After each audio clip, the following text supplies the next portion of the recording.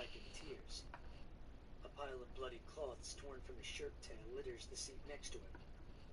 A gaping, jagged hole in the glass flows a slipstream of wind through the dark back seat, stirring the rags, tossing the young man's blood-matted hair.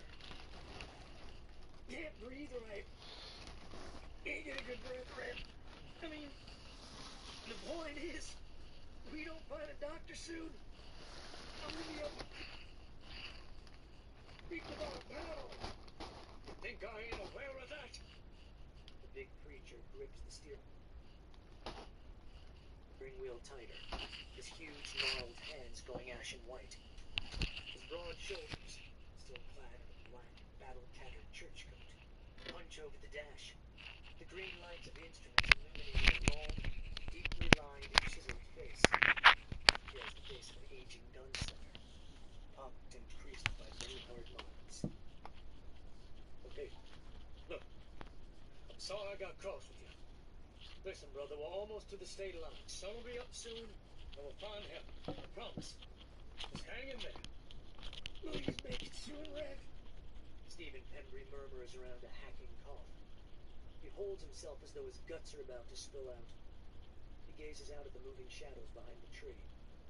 They've put at least 200 miles between them and Woodbury, and yet signs of the super herd still riddle the countryside. Behind the wheel, Reverend Jeremiah Garlands glances up into the hairline fractures of the rearview mirror. Brother Reese? He scans the shadows of the back seats, studies the other 20-something young man slumped against the opposite broken window. How you holding out, son? You okay? Talk to me, you still with us?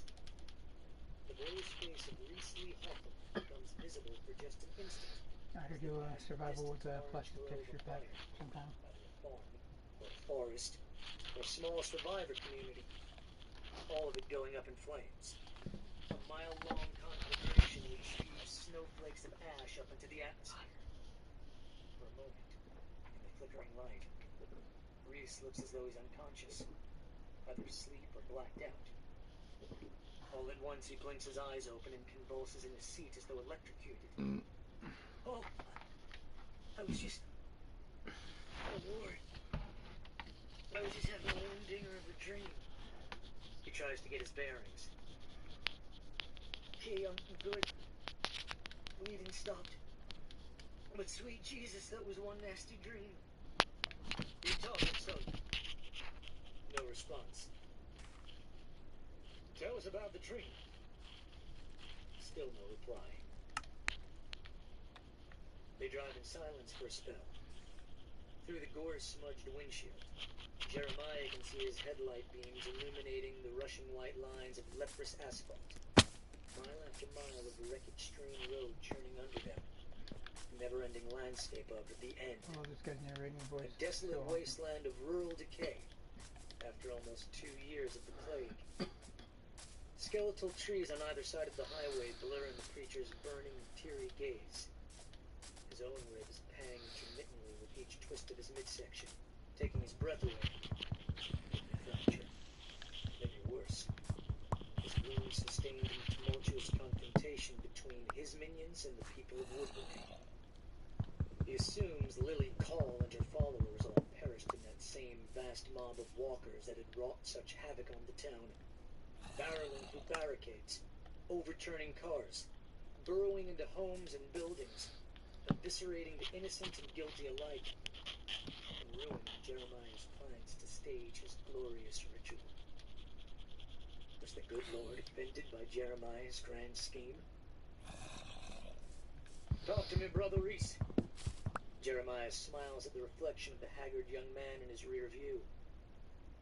Why don't you tell us about the nightmare? After all, got a captive audience here, right? For another moment, the awkward silence continues. The white noise of the wind and the drumming of the tires providing a hypnotic soundtrack to their misery. After a long, girding breath, the young man in the back seat finally begins murmuring in a soft, scratchy voice. I don't know if it'll make any kind of sense, but we was back in Woodbury, and we was...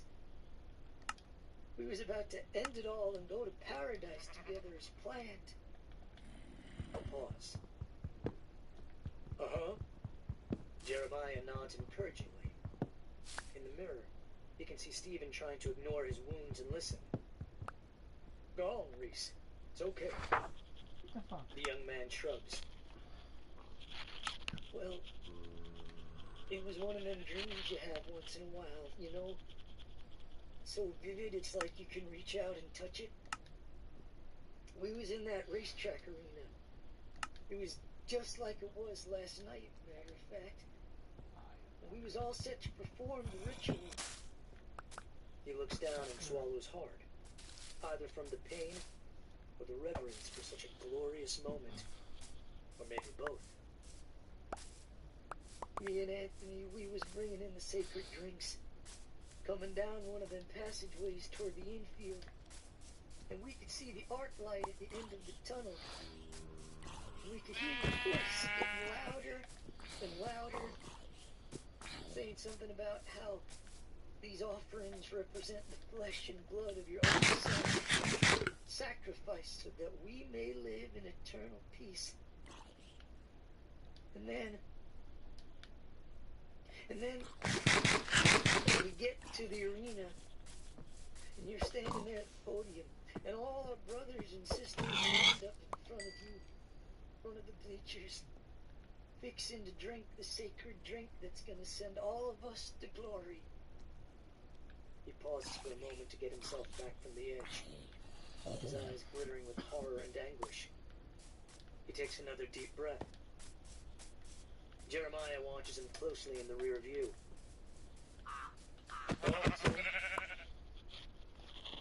So, this here's the point where it gets a little dicey. He sniffs and winces at a sharp pang in his side. Amidst the chaos of Woodbury's ruination, the escalated overturned. Men were banged up pretty severely. Several vertebrae in Reese's spine had dislocated. He stuffs the pain down his throat. One by one, they start taking sips of whatever was in their Dixie cups. My guess, Jeremiah interrupts, his tone turning bitter and rueful. That old hillbilly Bob, he replaced the liquid with water. I'm sure he's pushing up daisies himself by now, though. Or maybe he's turned, along with the rest of them people, including that Jezebel of a liar, Lily Call. Jeremiah snorts. I know it ain't exactly a Christian thing to say, but them people got what they deserve. Busybodies, cowards, heathens, all of them. I say good riddance to bad rubbish. Another beat of tense silence stretches, and then Reese continues in his feeble monotone. What? Anyway, fuck. What happened then in the dream? I can hardly... It's so terrible I can hardly describe it. Then don't! Stephen chimes in from the shadows across the seat, the wind flagging his long hair. In the darkness, his narrow, ferret-like features, smudged with caked-on blood and gore, make him look practically Dickensian, like a chimney sweep left in a chimney too long. Jeremiah lets out a sigh. Let the young man speak, Stephen. I know it's just a dream, but it was so real, Reese insists. All our people, most of them gone now, they each took a sip, and I saw their faces darken like shades had come down over windows. Their eyes shut, their heads bowed, and then...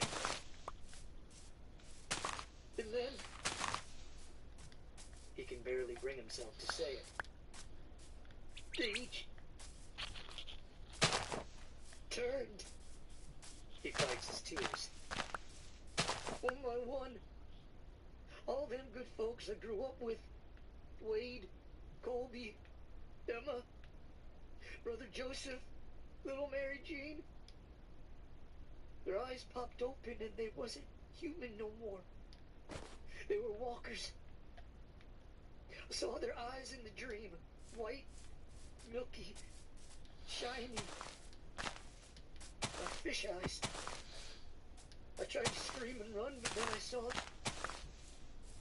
I saw... He abruptly goes silent again. Jeremiah shoots another glance at the mirror. It's too dark in the back seat area to see the expression on the kid's face. Jeremiah glances over his shoulder. You okay? A jittery little nod. Yes, sir. Jeremiah turns back to the road ahead. Go on, you can tell us what you saw. I don't think I want to go there. Jeremiah sighs. Son, sometimes the worst things just shrivel up when you talk about. I don't think so. Stop acting like a baby. Reverend, just tell us what you saw in the goddamn dream!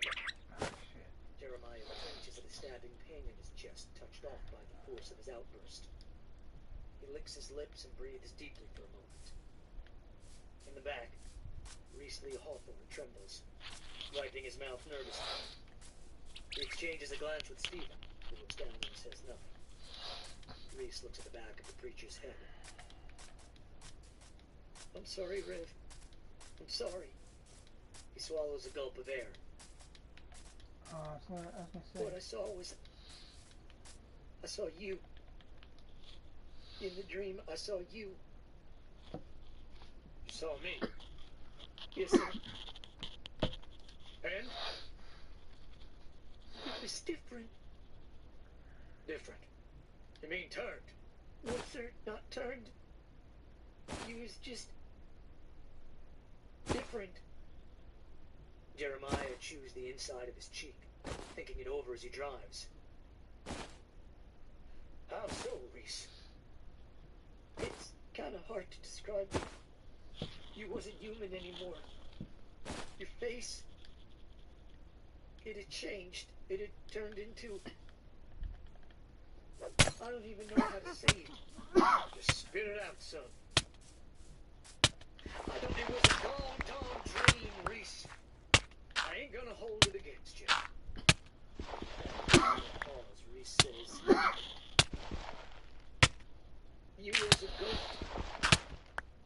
Jeremiah goes still. Stephen Pembry sits up, his eyes shifting. Jeremiah lets out a little feather there, chuckling, part incredulous grunt, but he can't form any kind of response. Or you was a goat man, Reese goes on. Something like that. Reverend, it was just some crazy fever dream that don't mean nothing. Jeremiah takes another look at the reflection of the back seat in the rear view. He's latching on to Reese's shadow-draped face. Reese gives a very uncomfortable shrug. Looking back on it, I don't even think it was. I guess it was the devil. It sure as shit wasn't human. It was the devil in my dream. Half man, half goat. With them big curved horns, yellow eyes. In the dream, I realized... He stops himself. Jeremiah looks at the mirror. You realized what? Very softly now. I realized that Satan was running things now. His raspy voice, raked with the fear, so low, barely a whisper. And it was in hell. He shudders slightly. I realized this was the afterlife we're in now. He closes his eyes. This is hell. And nobody even noticed the changeover. On the other side of the back seat, Stephen Pembry braces himself, waiting for the inevitable explosion from the man behind the wheel. But all he hears is a series of low, breathy sounds coming from the front seat. At first, Stephen thinks the preacher's hyperventilating, is going through some kind of cardiac arrest or seizure. Tears stream down Stephen's arms and legs, the cold terror constricting his throat. What he realizes with great cardiac arrest or seizure. Chills stream down Stephen's arms and legs, the cold terror constricting his throat. He realizes with great dismay. What happened? noises are the beginnings of laughter. Jeremiah is laughing. All at once, the preacher tosses his head back and lets out a chortle. A full-bodied guffaw that takes both young men completely aback. The laughter builds. The preacher shakes his head in hilarity, slams his hands down on the steering wheel, hoots and cackles and snorts with great lusty abandon, as if he just heard the funniest joke imaginable. He's just begun to double over with uncontrolled hysterics when he hears a noise and looks up. The two men back as the Escalade's headlights illuminate a battalion of tattered figures shuffling directly into their path. Jeremiah tries to swerve out of the way, but he's going too fast, and there are far too many of the dead. Anybody who has struck a walker with a moving vehicle will tell you the worst part is the sound. While it's undeniable that witnessing such a horrible sight is no easy thing, and the stench that engulfs one's conveyance is unbearable, it's the noise that lives in the memory. A series of greasy, crunching sounds that brings to mind the thunk of an axe through cords of rotting, termite-infested wood. The horrible symphony continues as the dead are ground to paste beneath the moving chassis and wheels. A quick series of dull pops and cracks. Organs and bladders are squashed. Bones turn to kindling, and skulls burst open and flattened, mercifully bringing an end to the torturous journey of each monster. This hellish noise is the first thing that registers with the two young men in the back seat of that battered, late-model Cadillac Escalade. Both Stephen Pembry and Reese Lee Hawthorne let out great yelps of shock and revulsion, holding on to the seat backs with vice-like grips as the SUV bucks, shudders, and fishtails across the slimy detritus. Most of the unsuspecting cadavers go down like dominoes, pulverized by the 3 tons of cleaning Detroit metal. Some of the excess flesh and hurling appendages tumble across the hood, leaving ghastly leech trails of rancid blood and fluids on the windshield.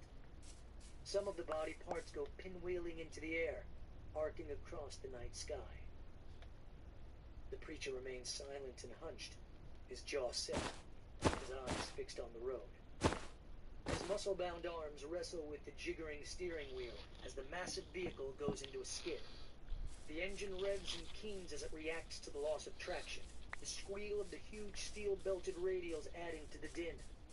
Jeremiah is yanking the wheel back the other way, turning into the skid as best he can in order to avoid spinning out of control, when he notices that something has gotten lodged in the gaping hole in his side window.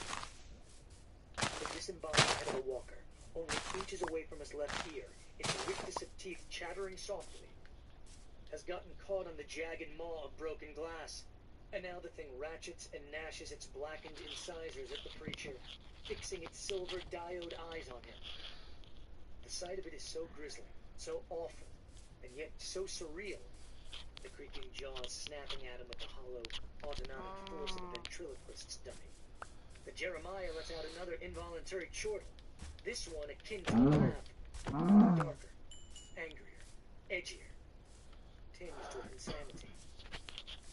He jerks away from the window, registering over the space of a single instant the fact that the reanimated cranium was torn from its upper body upon impact with the SUV, and now, still intact, continues to go about its business of seeking live flesh, forever seeking, forever masticating, swallowing and consuming, and never finding nourishment. Look out! The scream comes from the flickering darkness of the rear seats, and in all the excitement, Jeremiah can't identify the source, whether it's Stephen or Reese, but the issue is moot, because the preacher essentially mistakes the meaning of the cry. In the split second over which his hand shoots out and fishes through the contents of the passenger seat, rifling through the maps, candy wrappers, and trophies, frantically searching for the 9mm Glock. The search for the warning cry is an admonishment to the snap the jaws of the amputated head. He finally gets his hand around the grip of the Glock and wastes no time swinging it up in one fluid motion toward the window, squeezing on a single point-blank blast into the brow ridge of the grotesque face skewered there. The head comes apart in a blossom of pink mist, splitting melon-like, and sending splatter into Jeremiah's hair before being launched into the wind. The vacuum left behind in the broken window flaps noisily. Less than 10 seconds have transpired since the initial impact. Jeremiah sees the true reason that one of the men in back has howled such a warning. It has nothing to do with the reanimated head. What they're screaming about back there, the thing Jeremiah is supposed to look out for, is now looming on the opposite side of the highway, coming up quick on their right, closing in as they continue to skid out of control on the spoor of dead things. Jeremiah feels gravity shift as he swerves in order to avoid the mangled wreckage of the VW bug, scuds across the gravel shoulder, then plunges down a steep embankment into the dark unknown of a wooded grove. Pine boughs and foliage scrape and slap at the windshield as the vehicle bangs and clambers down the rocky slope. The voices in the back rise into frenzied ululations. Jeremiah feels the land level out, and he manages to keep control of the vehicle long enough to find a purchase in the mud. He slams down the accelerator, and the Escalade lurches forward under its own power. The massive grille and gigantic tires grind through the thickets, hobbling over deadfalls, mowing down wild undergrowth and tearing through scrub as though it were smoke. For seemingly endless minutes, the bumpy ride threatens to compress Jeremiah's spine and rupture his spleen. In the blurry image of the rear view, he gets a brief glimpse of the two injured young men holding on to the seatbacks for fear of bouncing out of the vehicle. The front end hits a log. The impact nearly cracks Jeremiah's back molars. For another minute or so, they career willy-nilly through the trees. When they burst out of the brush in an explosion of dirt, leaves, and particulate, Jeremiah sees that they have inadvertently come upon another unidentified two-lane road. He slams on the brakes, causing the men in back to headbutt the seatbacks. Jeremiah sits there for a second, taking deep breaths and getting air back in his lungs. He looks around. The men in back let out collective moans, settling back into their seats, holding themselves. The engine idles noisily, a rattling sound introduced to the low rumble, probably a bearing to loosen the improvised off-road adventure. Well now, the preacher says softly. That's one way to take a shortcut. Silence from the back seat, the humor lost on the two young disciples. Above them, the black and opaque sky is beginning to lighten with a purple pre-dawn glow. In the dull phosphorescent light, Jeremiah can see enough detail now to realize that they've landed on an access road. The woods have given way to wetlands. To the east, he can see the road winding through a pond-bound, soupy backwater. To the west, a rust-pocked sign says, State Road 3 miles. No roamers in either direction. Looking from that sign up there, Jeremiah says. I believe we just crossed the Florida state line and didn't even know it.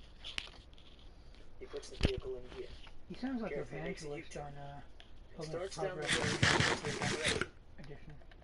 His original plan, With the box try and point. find Only refuge if in the box larger point in the towns public along the domain. North Florida cities, such as Lake Sippy or Gainesville, still seems valid, despite the fact that the engine continues to ping and complain. These companies plunge through the woods. I went Jeremiah for doesn't like the a sound. walk on a They need to wet find a place to stop soon. Look under the hood, get their wounds looked at and dressed. Maybe find some provisions and fuel. Hey, look! Reese speaks up from the shadow of the rear seats, pointing off to the southwest.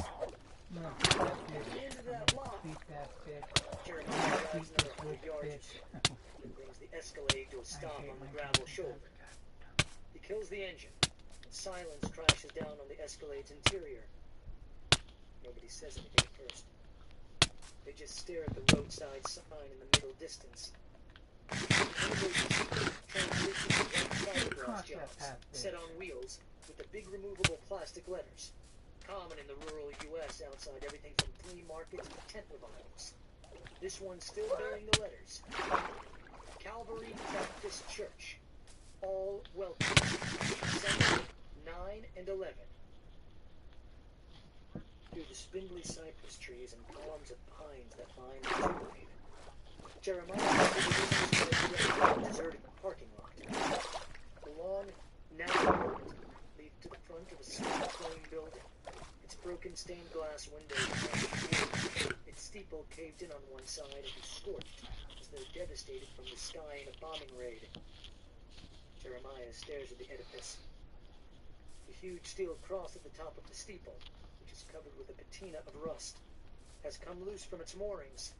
The remaining threads of its rotted hardware. Jeremiah stares. He gets very still, gazing up at the top edge of the cross, a sign of satanic influence. The symbolism of an upside-down cross is only the beginning. Wow, that is a cool Jeremiah picture. realizes that this may very well be a sign that they've been I left can make that behind. a home though. And this is the rapture. And the world is their purgatory now. They must deal with what remains, like junkyard dogs, like vermin scouring a sinking ship. They must destroy or be destroyed. Remind me, Jeremiah says at last, almost under his breath, not taking his eyes off the building in the distance. One of the windows in the rear has a dull yellow incandescent glow behind it, the chimney spewing a thin wisp of smoke up into the lightening sky. How much ammunition did y'all manage to scavenge in Woodbury? In the rear seats, the two young men give each other a quick look. Reese says, I got one of them 33-round mags for the Glock, and a box of 2 dozen 380s for the other pistol, and that's it. That's more than I got, Stephen grouses. All I managed to grab ammo-wise was what's in the Mossberg, which I think is like 8 rounds? 6, maybe? Jeremiah picks his Glock up from the seat, counting the number of times he's fired since they left Woodbury. He's got 6 rounds left. All right, gentlemen. I want you to bring all of it, all the hardware locked and loaded. All the He hardware. opens the door. Look alive. The other two men get out of the vehicle and join the preacher in the golden light of dawn. What's wrong? Reese notices his hand shaking as he injects the fresh magazine into the hilt of his pistol. Rev, I don't understand, he says finally. Why are we loading up for bear? I doubt there's anything in there but scared church people. What are we doing? The preacher's already started toward the derelict church, his Glock gripped tightly in his huge hand, dangling at his side like a calling card. This here's the rapture, boys, he murmurs casually, as though informing them it's President's Day. There ain't no such thing as church anymore.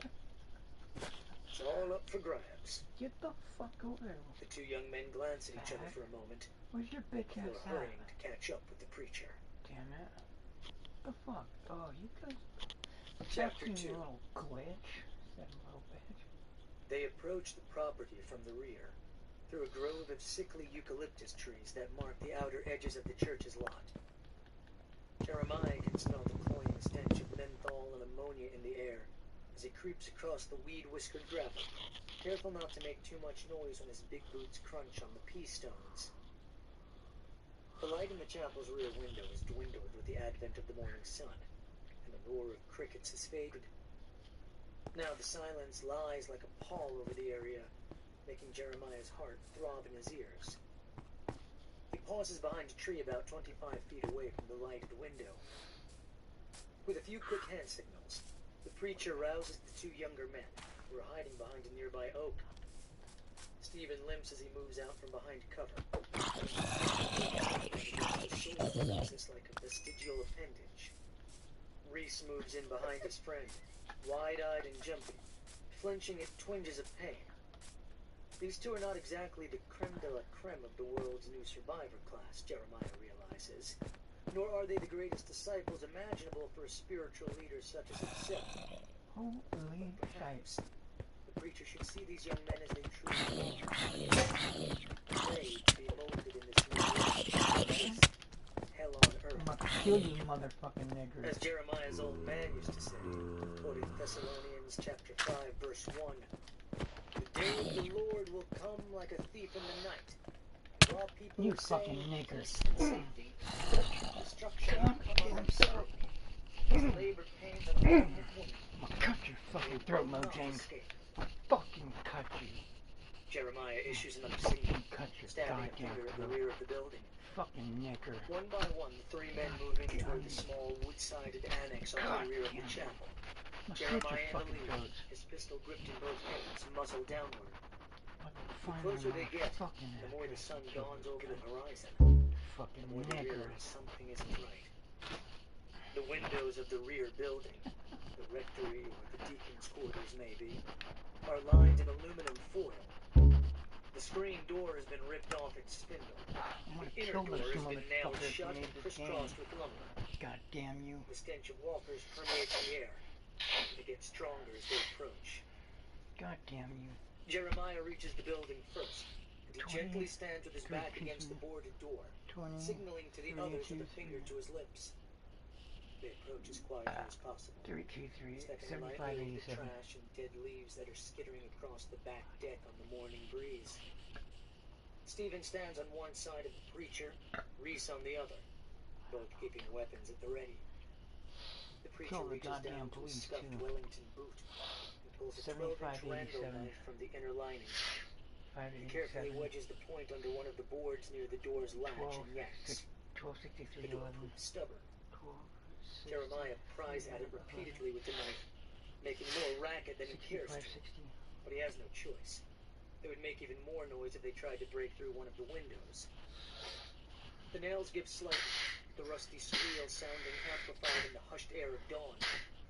He has no idea what they're about to find inside this building. But he's fairly certain now that both humans as well as walkers inhabit this place. Off, knickers. Walkers don't build fires. Kill you. And the average survivor with access to soap and water doesn't usually smell like death warmed over. The door finally gives, and the two younger men move in closer, guns We're on. gonna do 4 goddamn digits.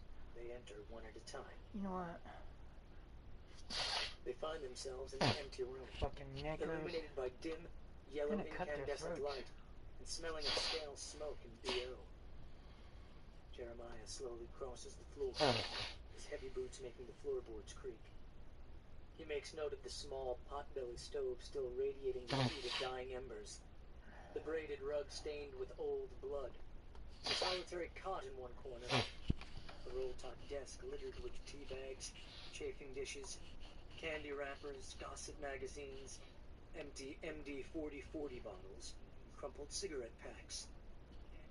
He goes over to the desk and looks down at a display of playing cards arranged in the classic solitaire pattern.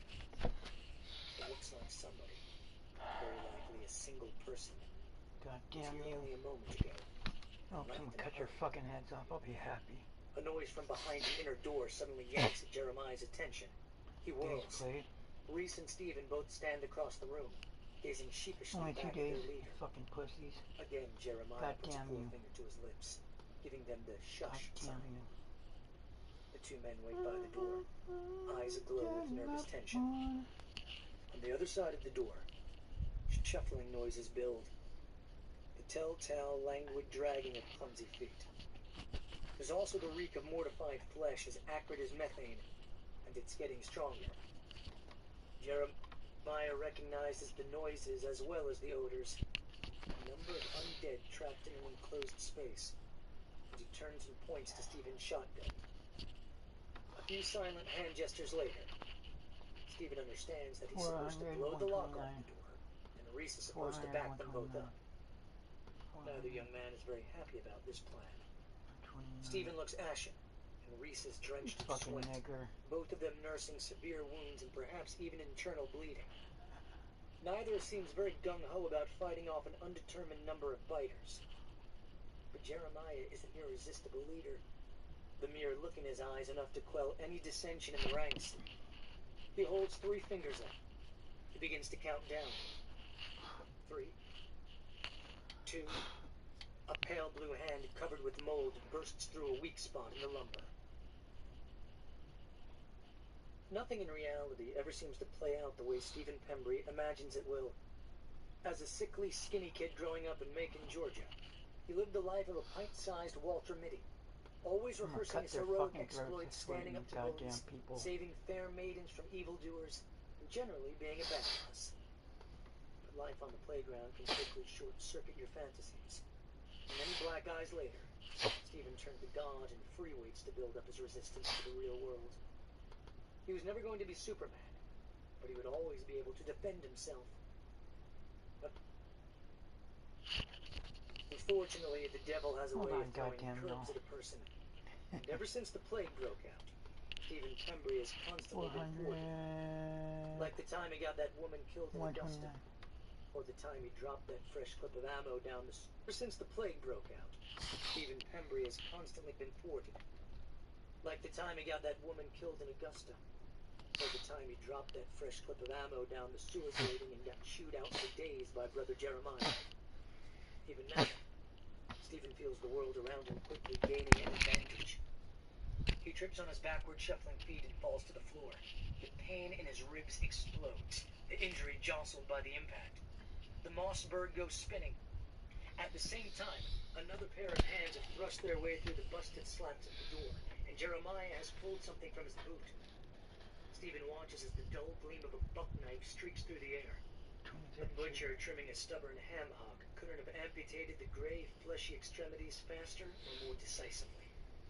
Jeremiah drives the blade through tissue and cartilage, sawing through bone. Hands flop to the floor as neatly as knotted limbs being pruned. Stephen watches. He tries to sit up. His gorge clenches and burns, and threatens to upchuck the paltry contents of his stomach. Things are moving quickly now. I need to do this though. I need to get like 4 digits written. Slowly growing still as Just the do 4 electrical digits. impulses from I need to start doing reanimated that. central nervous systems drain out. Get the 4 digits written down Stephen's instead of vision blurs. His mind fucking swimming. long ass digits. Dizziness gripping him as his wounded lungs labor to get air. Jeremiah has already scooped the fallen shotgun from the floor, pumping shells into its breech with a single jerk of his arm as he turns back to the door. Stephen manages to lever himself back up to a standing position, kicking the ghastly hands out of the way. Jeremiah slams a work boot into the door. The door implodes, revealing the interior of the dark chapel. Stephen gets a fleeting glimpse of the sanctuary before the first blast shatters the tableau. Once a quaint little nave of burnished pine pews, maroon carpet, and stained glass panels depicting scenes of the resurrection, the chapel now resembles an abattoir from the ninth circle of hell. The dead number in the dozens, maybe as many as 40 or 50.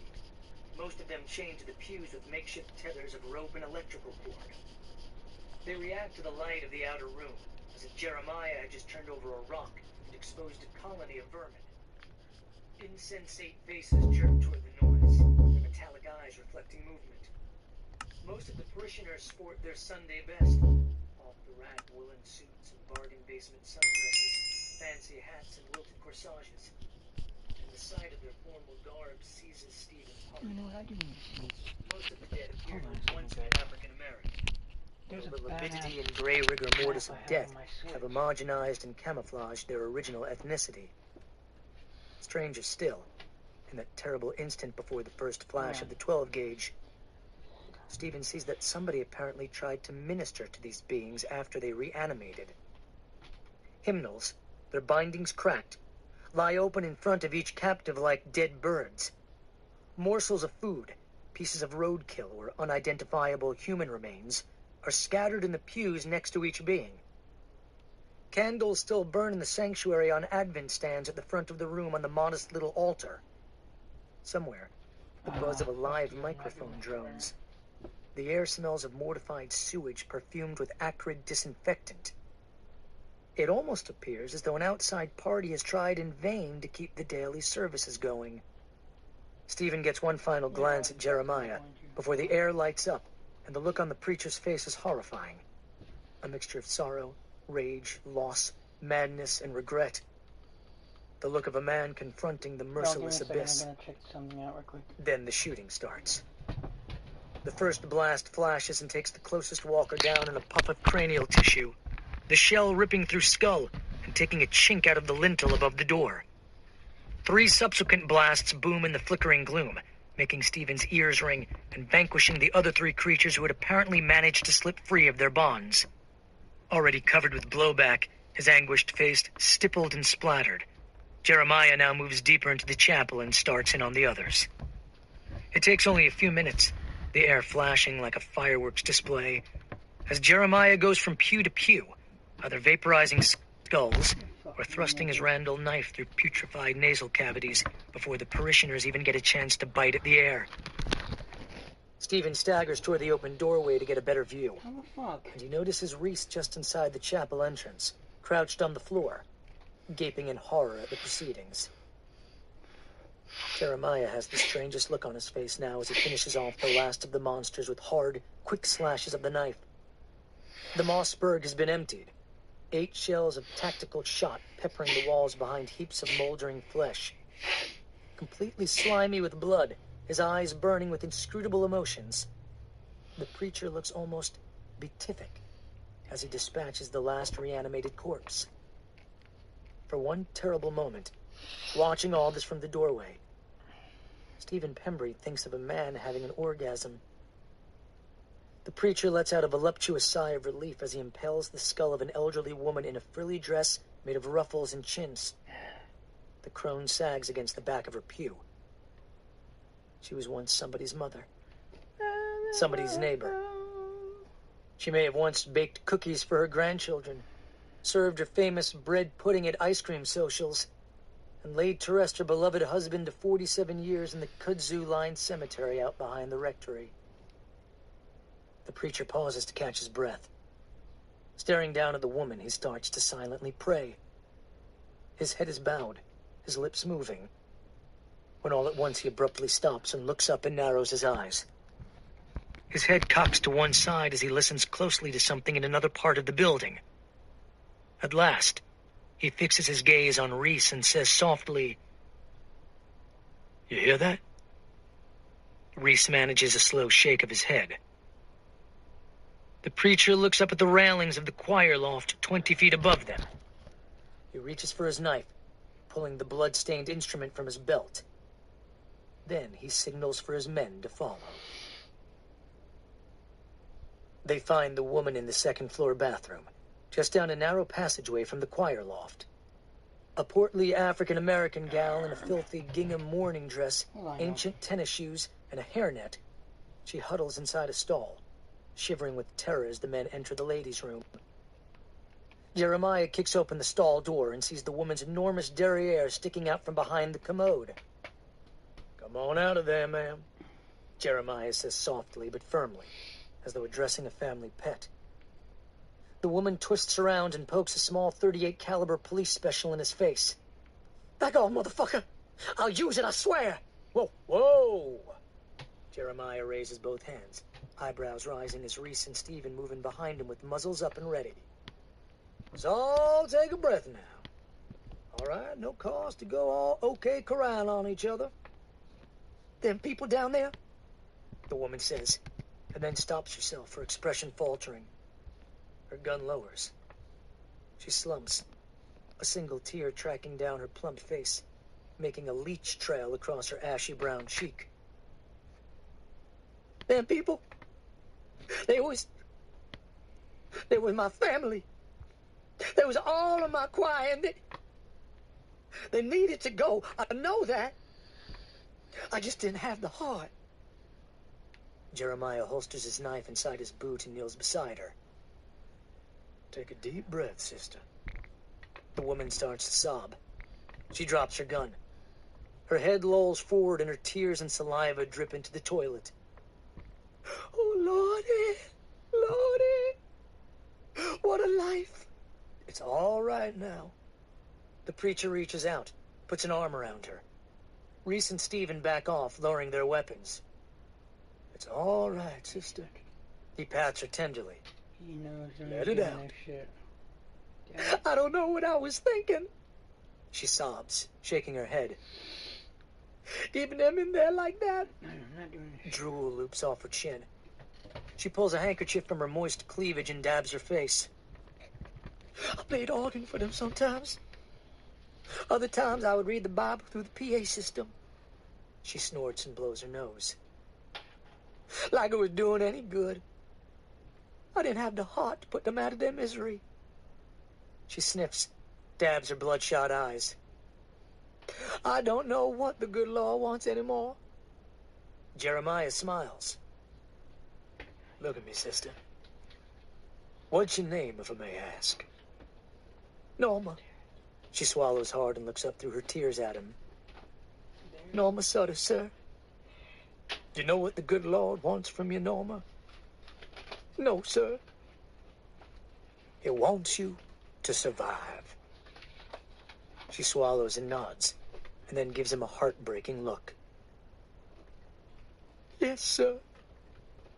Come here, sister.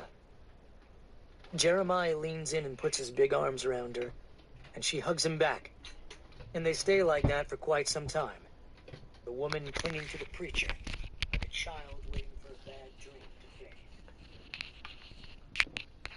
We lost our pastor early on, the woman says, taking another sip of Mad Dog from an unlabeled bottle and wincing at the burn. Brother Maywell shot him in the head and then buried him out behind the sacristy. She sits in the back room at her desk, a tattered woolen blanket wrapped around her significant girth. Her face glistens with agony. Pale morning light seeps through the seams of the boarded windows.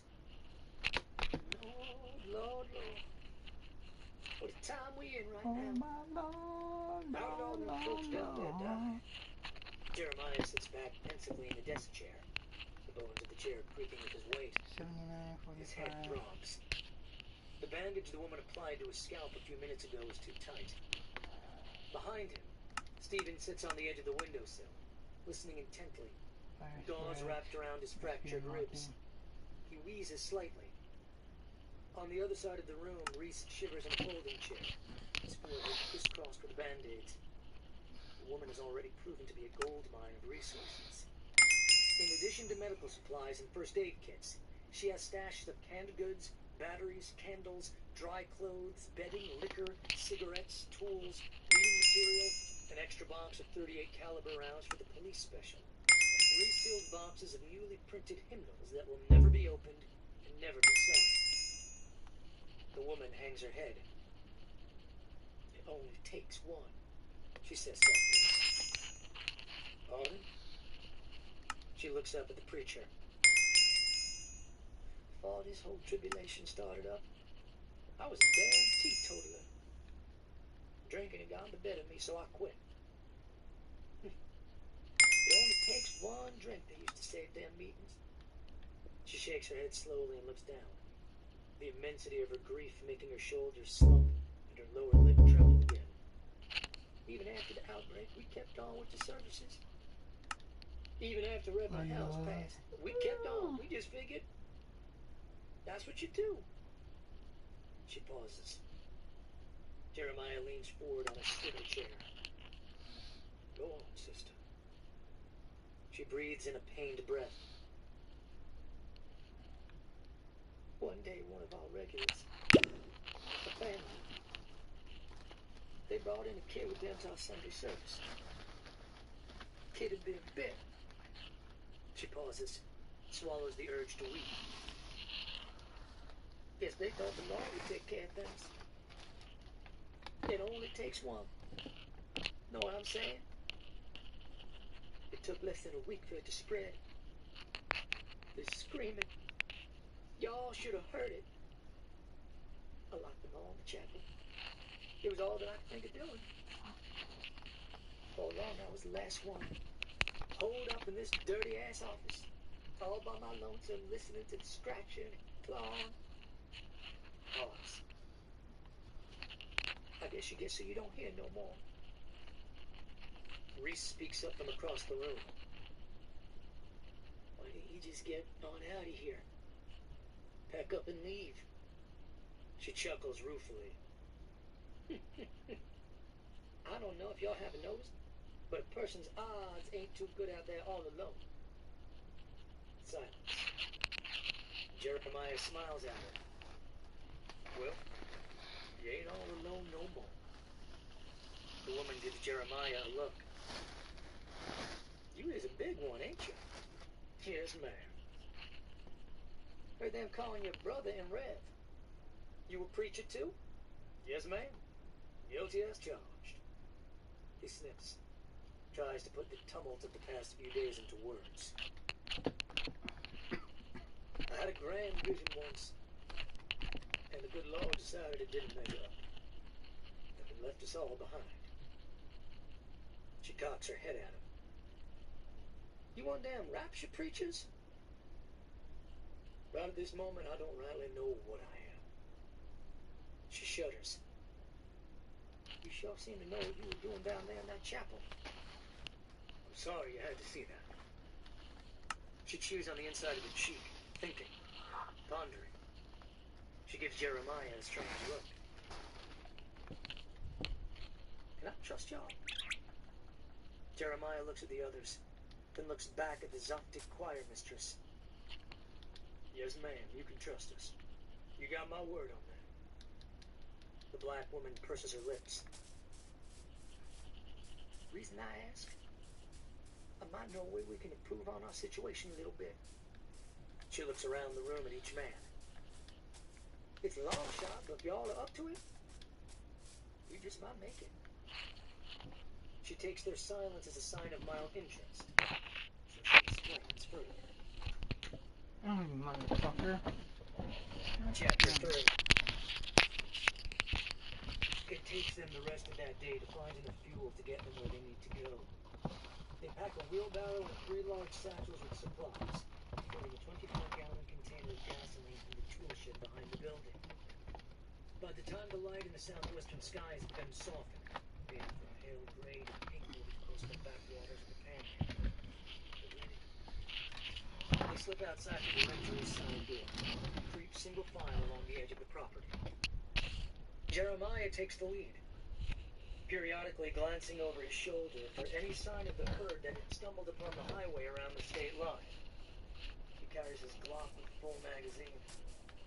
Crickets roar, and the dusky air gets clammy and cool on the back of Norma's neck as she follows them toward the abandoned Escalade.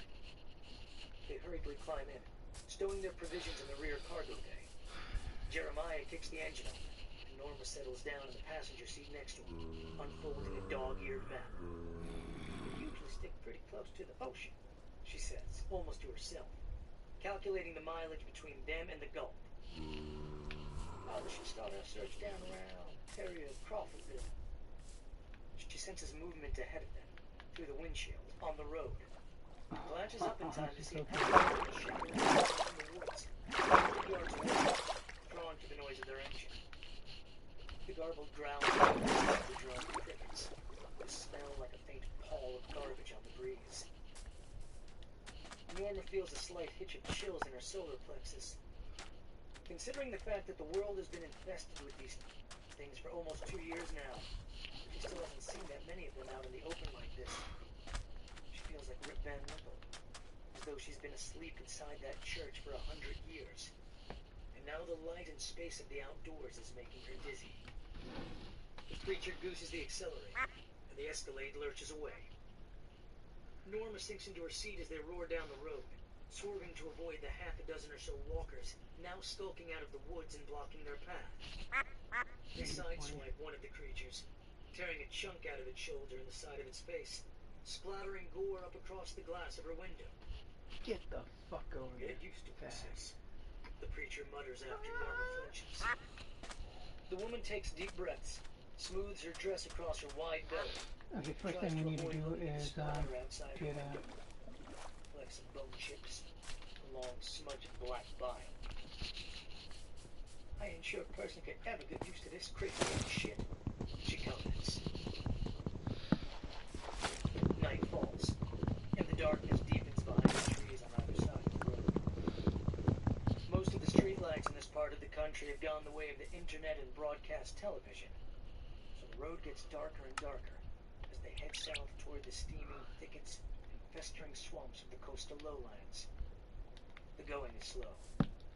Most of the 2-lane is crowded with rusted-out wreckage and the carcasses of cars and trucks so old now that the weeds and switchgrass have begun to grow up through the metal endoskeletons.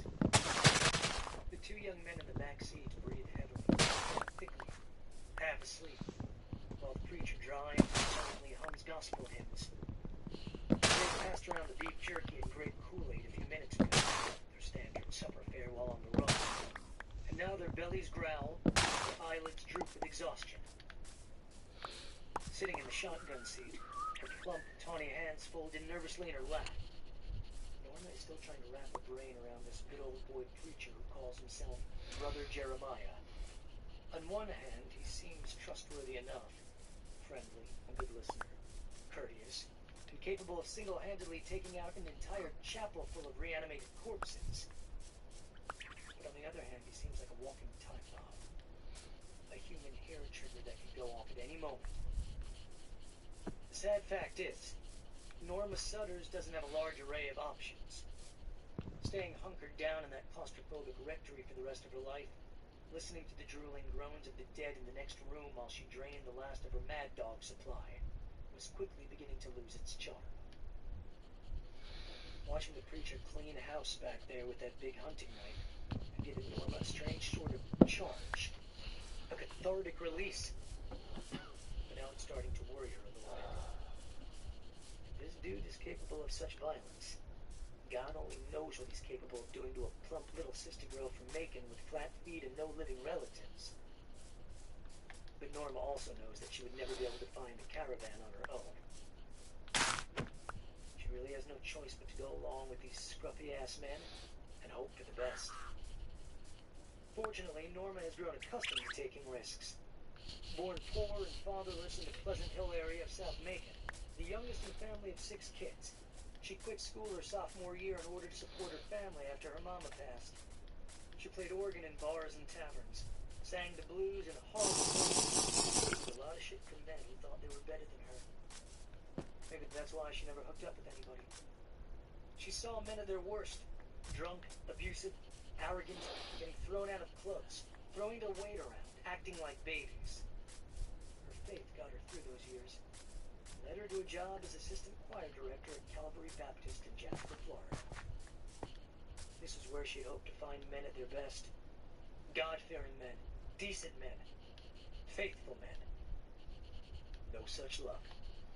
Here the men were just as bad, but now the shenanigans were coated with a slimy veneer of hypocrisy. Miles Littleton was the exception. Who would have thought a 23-year-old former meth head from Atlanta, a convicted car thief who had gotten clean in rehab and gotten right with the Lord, would restore Norma's faith in men. Miles was the little brother whom Norma Sutters had always wished for, and their relationship had blossomed in those quiet months before the turn, a friendship both platonic and healing. Unfortunately, after the outbreak had taken everything to hell on a horse, Miles had started raving to Norma about this magical caravan that he had heard about from Pastor Helms. Norma hadn't believed the word. Reverend Helms had been known to tip a few now and again, and after the Walkers had gotten to the minister, there was nobody left to confirm these tall tales. But young Miles had been such a believer that he had finally decided to set out in his beat-up muscle car to find the travelers. Norma had always believed that one day he would return to save her. But that day had never come. Now she's putting all her chips down in the hopes that Miles hadn't been crazy, and he's still alive and the caravan is real. That sign back there said, "Cross City 12 miles." Norma glances up from the map and gazes out the side window at the stewing darkness of Dixie County, Florida. Got a feeling we're getting close. The vast patchwork of wetlands passes in a blur on either side of them, the land using a low blanket of methane. As gray as mold, clinging to the shadows of pine thickets and gullies like dirty lace. The air smells flying and rotten with dead fish. Every few miles they pass the ruins of a small, strewn trailer park. No signs of survivors in these parts, though. Only the occasional silhouette of an upright corpse shambling through the trees. His eyes like twin yellow reflectors in the darkness. "You can't just keep burning gas all night," Steven says from the back seat, his voice all cranked up with pain and panic. "And we can't just go on feelings." "We're in the right ballpark." Don't give me wool. "Leave me. It'll be hard to miss him." "We know exactly what we're looking for, though." Jeremiah grips the steering wheel with his huge hands, his jaw working overtime on a piece of gum, snapping and chewing compulsively as he drives. For instance, how many vehicles they got in this convoy? No idea. If it's not you, I can tell you that for sure. That's pretty generous. They'll be easy to spot, Norma says, gazing out at the darkness. Our best bet is to just follow the coast. They like to keep close to the water. Why is that? She shrugs. According to Miles, they keep their eyes peeled for ships. Any possible way they might get their asses the hell out of this place. Most of the big boats around here have been destroyed in the hurricane that hit a couple years ago. So it's a long shot they're gonna find anything. Reese speaks up from the back. Why didn't this Miles dude come back for you? Norma glances down at the floor mats.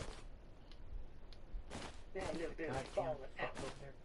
She wipes her mouth. It was my fault, and I ain't too proud of it. After a pause, Reese says, "But why didn't you try and find these people yourself?" She glances over her shoulder at him. Traveling alone and his god-awful backcountry crawling with deaf folks. Silence returns to the Escalade's dark interior, as they all chew on the prospects of being alone and isolated in a forest full of walkers. They're about to give up the search when they start to climb a gentle slope. At first, so gradual it's almost unnoticeable, up the side of a vast, malodorous landfill. The barren, trash-strewn scrubland to their left reaches across miles of sandy berms, all the way down to the deserted, ghostly boardwalks that wind their way along the beaches. The sky has begun to bruise read on light. The preacher has just started to say something when Norma sees the first faint streaks of red dots on the distant haze. Wait! She points a plump finger down at the far dunes of ashen white sand winding along the coast. The surface so pocked and windswept, it resembles the dark side of the moon. There! See him? Where? The preacher cranes his neck, slowing the vehicle down to a crawl. I don't see a thing. About a half a mile up yonder, see? The woman is positively vibrating with excitement. Whole slew of them. See the tail lights? Jeremiah Garland takes in a deep, cleansing breath as he finally sees the caravan chugging along the coastal road. In the pre-dawn light, it looks like a ribbon of burning embers throwing gouts of smoke in its wake. Yes, ma'am, I surely do. Jeremiah's big barrel-shaped chest puffs with relief. Look at that, boys. The two young men in the rear seats lean forward, transfixed by the sight. Each of them wrapped in silence as they gaze at the convoy. Give him a blast of your horn! Norma Sutters wrings her hands anxiously. Don't let him get away! Jeremiah smiles to himself. In his former life, he used to be fascinated by wildlife shows on television. He would record them on the VCR on the back of his trailer for later viewing. He would watch them between revival meetings late at night for hours on end before turning in. He remembers one episode in particular, on the behavior of sheep versus the behavior of wolves.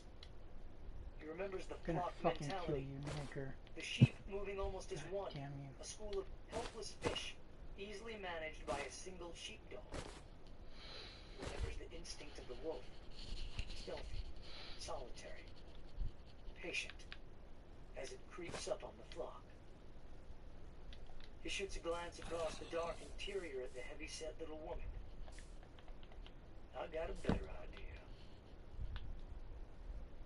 Father Patrick Liam Murphy, ordained Catholic priest and former head of Jacksonville's Most Holy Redeemer Parish, doesn't see the unexpected obstruction in the middle of the road until it's almost too late. Problem is, the slender, silver-haired priest has diarrhea of the mouth. Occupational hazard for someone charged with supervising, counseling, and fevered brows. He sits behind the wheel of his rumbling window, relentlessly chewing the tail off his protege, James Frazier, who's slumped in the cab's passenger seat, struggling to pay attention. I remind you, Jimmy, that there are two distinct versions of Christ, and the one of whom you speak now in your insolent and narrow perspective is the one we call the historic Jesus, who lived and breathed and walked the earth a couple millennia ago, but also the one who's merely the vessel for the second version. The one that matters. The one who's the angular man of 35, dressed in ragged jacket, sits up at the start, eyes wide, and fixed on something he sees through the massive windshield. Father Murphy jerks the wheel and stands on the brakes. The contents of the RV shift in the back. Water bottles, canned goods, tools, and weapons tumbling off their shelves and cubbies. Both men slam forward as the trailer skids to a sudden halt. The priest flops back in his seat, breathless. In his side mirror, he sees the long line of vehicles behind him. Pickup trucks, RVs, It was just so easy to guys. Talk to you in a forming a bit. chain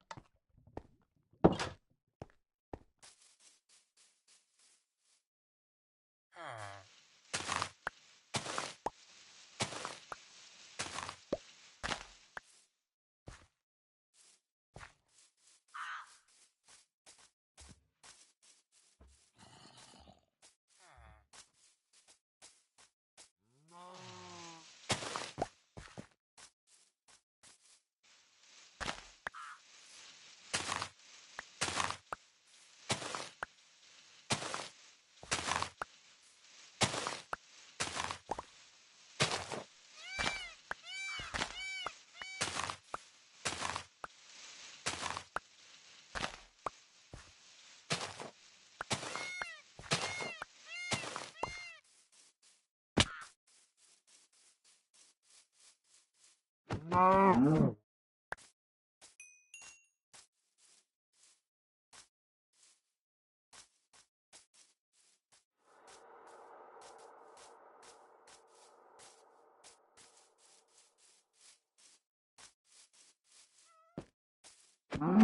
No. No.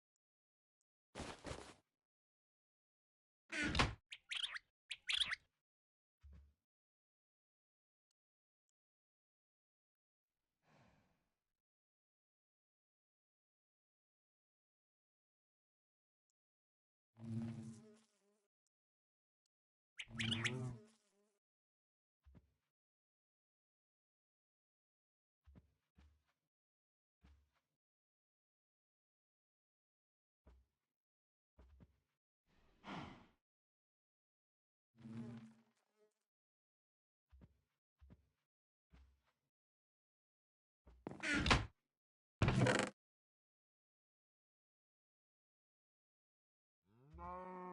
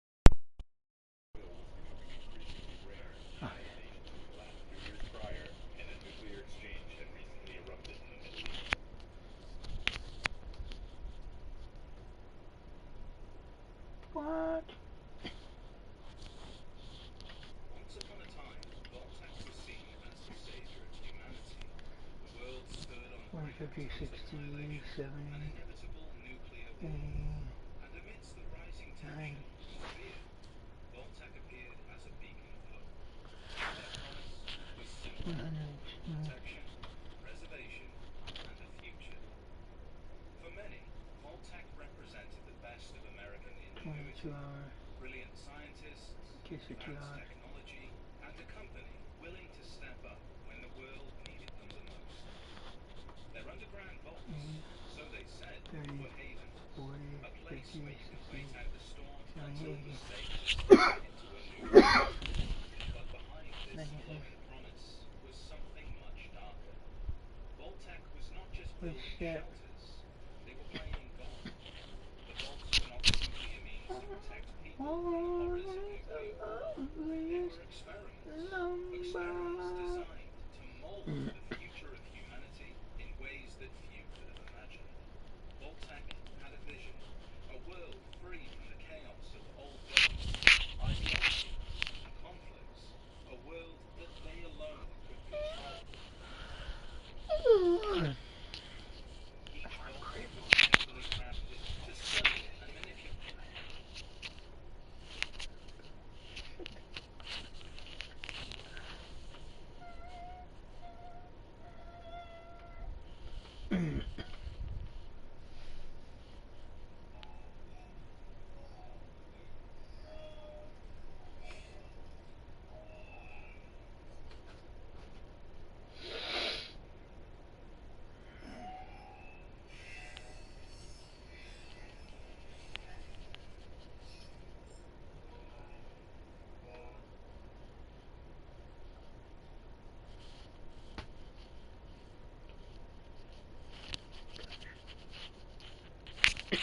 By the year 2024, the United States government was faced with the reality that atomic warfare was inevitable.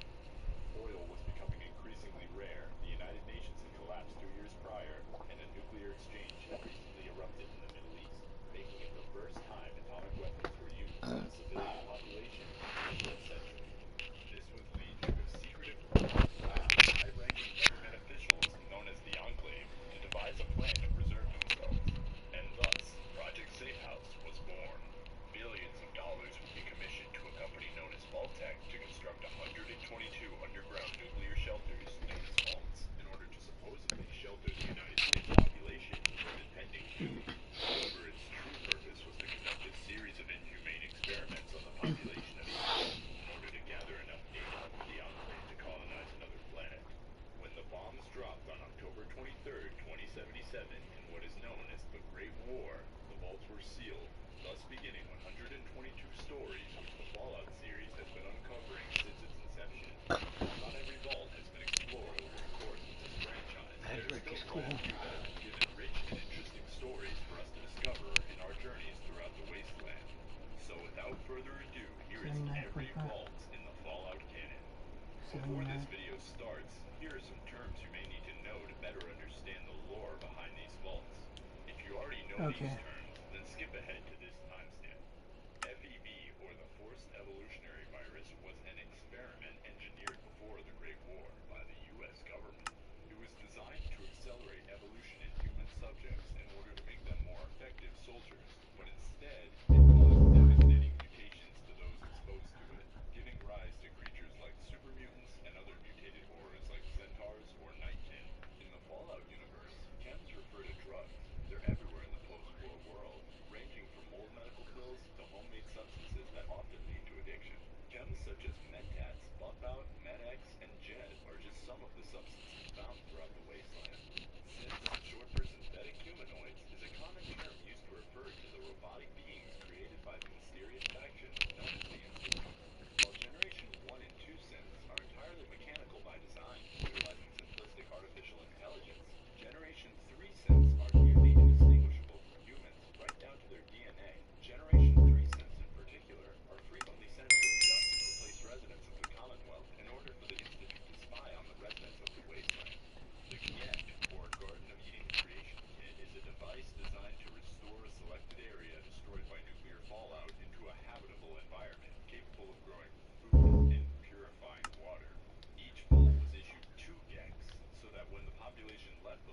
they could use it to create a sustainable society in the wasteland. Ghouls, rat roaches, mirelurks, rat scorpions, glowing ones, death claws, and the scorch are some of the creatures I'll be mentioning in this video, all of whom have been transformed and mutated by radiation into their current form. The Brotherhood of Steel, the Boomers, the Institute, the Powder Gangers, the Enclave, the Gunners, and the NCR are some of the factions that I mentioned throughout the video for clarification as to who they are. But here are their descriptions that you can come back to if I mention them throughout this video. And now, let's begin. Located in the South Vegas ruins, Vault 3 is known as a control vault, which meant that the inhabitants were not subjected to any experiments during their time I in the gotta vault. play this game. Thus, the inhabitants remained sealed for over a century after the bombs dropped, until a water leak forced the inhabitants to open up the vault so that they could train the people of the wasteland in order to survive. All was well for a few weeks until the vault caught the attention of a group of raiders known as the Fiends, who subsequently massacred the vault's residents and claimed the vault for themselves. In Fallout New Vegas, if you head to Vault 3, you will find it fully inhabited by the Fiends, led by their chief, a raider named Motor Runner. Since they took over the vault, the Fiends grew stronger and more vicious, and are considered a deadly threat by the new California Republic and the people of the Mojave.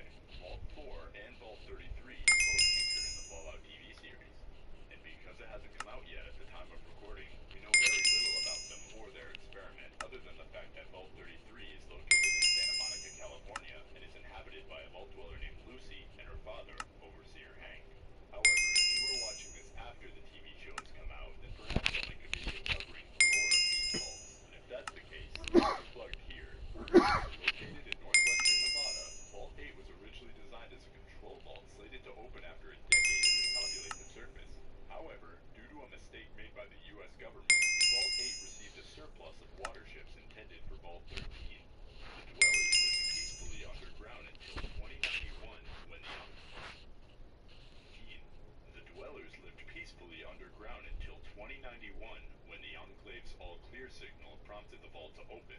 Upon reaching the surface, the residents would use their Garden of Eden creation kit to establish a city powered by nuclear energy supplied by the vault's reactor.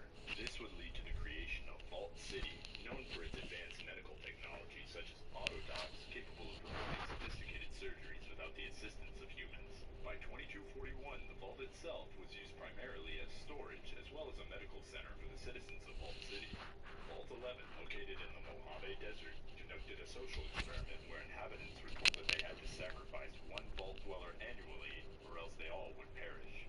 When the vault door was sealed and the first inhabitants learned about their situation, they were horrified and enraged with the vault's overseer for not telling them before they were trapped inside, thus turning him into Vault 11's very first sacrifice.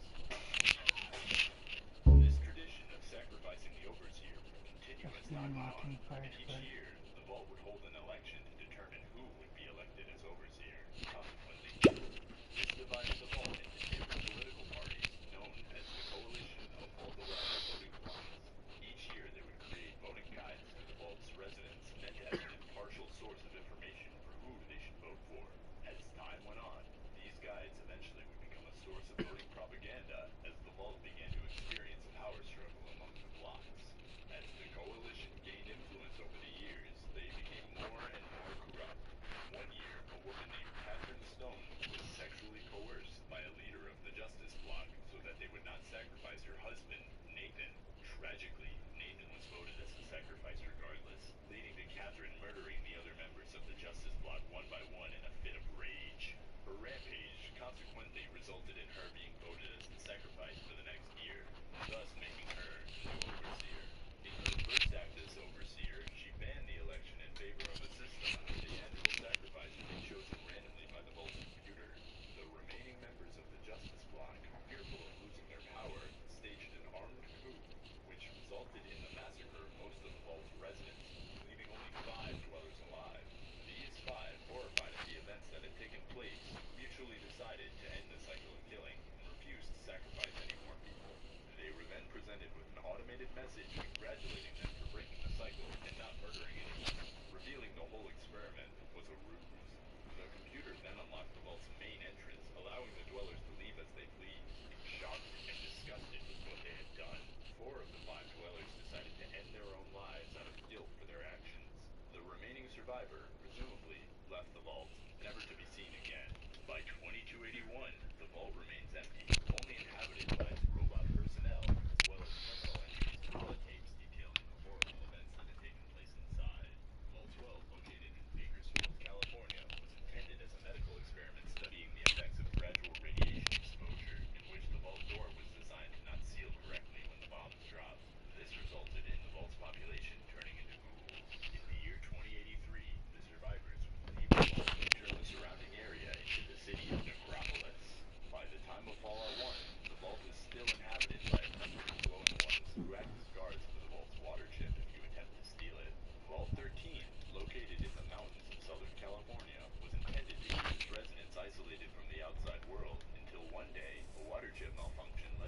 overseer to send a handful of vault residents out into the wasteland to search for a replacement. The first dweller, a man named Ed, barely made it out of the vault before being killed by rats. The second dweller, a man named Callius, was captured by Nightkin and turned into an MEV mutant, and now resides in the Boneyard as a member of the followers of the apocalypse. The third, your player character, Fallout 1, would succeed in replacing Vault 13's water chip in the year 2161 after a long and harrowing journey throughout the wasteland. Despite fulfilling his task, as well as saving the vault from the Master's army of super mutants, the Vault Dweller was banished by the Overseer, as he felt that his adventures in the wasteland would lead the Vault's population to abandon their home. This would lead to the Vault Dweller leaving Vault 13 and founding the settlement of Arroyo. After the residents of Vault 13 learned of the Overseer's decision, they sentenced him to death, allowing those who wished to leave the vault to do so. The remaining dwellers would live peacefully in the vault until 2241, when they were captured or killed by the Enclave, who left behind a pack of intelligent death claws to guard the vault. The vault was found by the Vault Dweller's grandson, the Chosen One, who was there on a mission to retrieve the vault's keg in order to save the previously mentioned village of Arroyo. Once he retrieves the keg, Frank Horrigan and a squad of Enclave soldiers exterminate the death claws, leaving Vault 13 an empty hole in the ground. Vault 15, located in Southern California, was a social experiment in which a large population from diverse ethnic and religious backgrounds were forced to live together.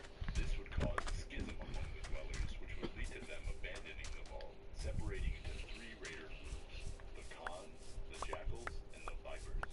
The remaining inhabitants who opted to not become raiders fled west and established the settlement of Shady Sands. By 2161, the vault was abandoned and only inhabited by a family of rat scorpions.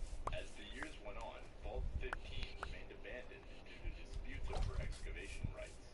Various factions, including the New California Republic, Raiders, and Scavengers, all clashed over control. In the early 2240s, the NCR sought to reclaim the vault's computer parts, but were stopped by a group of squatters living on the surface of the vault. These squatters were secretly harboring a group of raiders known as the New Khans, who they believed were restoring the vault. However, the truth was that the New Khans were just using the squatters as a smokescreen to hide from the NCR.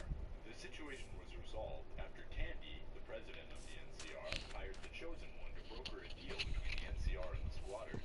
In exchange for retrieving the computer parts, the squatters agreed to join the NCR, receiving education and essential supplies, while Vault 15 became the property of the NCR. Vault 17 is a vault that we do not know much about. However, what we do know is that its inhabitants were kidnapped and transformed into super mutants by the Master. Among those inhabitants lived a 75-year-old grandma named Lily Bowen. After being exposed to the Force Evolutionary Virus by the Master's army, Lily was turned into a Nightkin and can be found in Jacobstown in Fallout, New Vegas, where she can be recruited as a companion. Vault 19, located in the Mojave Desert, was intended as a social experiment studying the effects of factionalism and how it induced paranoia and mistrust among its residents. During this experiment, residents were divided into blue and red sectors and subjected to a series of manipulation tactics to turn the two sections against each other. Journal entries found inside the vault indicated high levels of paranoia, blaming the other factions for the vault's malfunctions, as well as reports of feeling unusual drafts from the air vents, seeing blinking patterns in the lights that mimicked code, as well as a child reporting hearing high-pitched noises coming from his vault terminal, which was perhaps a form of subliminal messaging. Little did they know that this was all being orchestrated by the Overseers, as well as the vault doctors, who were drugging the residents, leading some to experience fits of aggression and psychosis. By the time of Fallout New Vegas, the vault had been taken over by powder gangers after they found the place abandoned, leaving the fate of the vault's residents unknown. Vault 21, located on the New Vegas Strip, housed an experiment which focused on the effects of excessive gambling. When the bombs dropped, 200 years would pass, and the vault's residents would develop a stable community which solved its problems through gambling. Eventually, in the year 2274, Robert House, the ruler of the New Vegas Strip, proposed a game of blackjack, where if he won, he would become the owner of the vault. Some of the vault's residents were skeptical and favored isolationism. However, others were in favor of opening the vault up. As a result, Mr. House tasked the residents in favor of opening up the vault to challenge those who disagreed to a game of blackjack in order to decide what to do. Eventually, the dwellers in favor of opening up won the game, handing over the ownership of Vault 21 to Mr. House. Afterwards, Mr. House unexpectedly attempted to fill the vault with concrete in order to force the residents to move out of Vegas. However, one of the dwellers, Sarah, was able to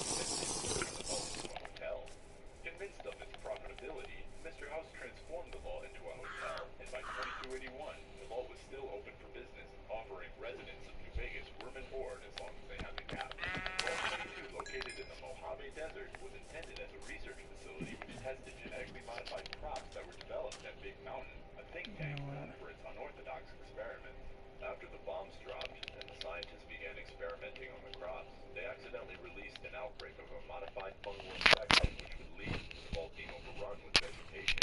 The vault's residents all would eventually succumb to the infection, as the fungus they were experimenting on would colonize their bodies and use them as hosts, turning them into horrifying creatures known as spore carriers. Located somewhere on the west coast of the United States, Vault 29 was intended to house a population of rich children under the age of 15. The vault would be controlled by a Zax AI supercomputer, which would be programmed to raise the children with the aid of robotic helpers. Not much is known about the fate of Vault 29, other than the fact that Harold, a recurring character in the Fallout series, is said to have originated from there. Vault 34, located in the Mojave Desert, hosted an experiment granting its inhabitants unrestricted access to an armory full of weapons and explosives.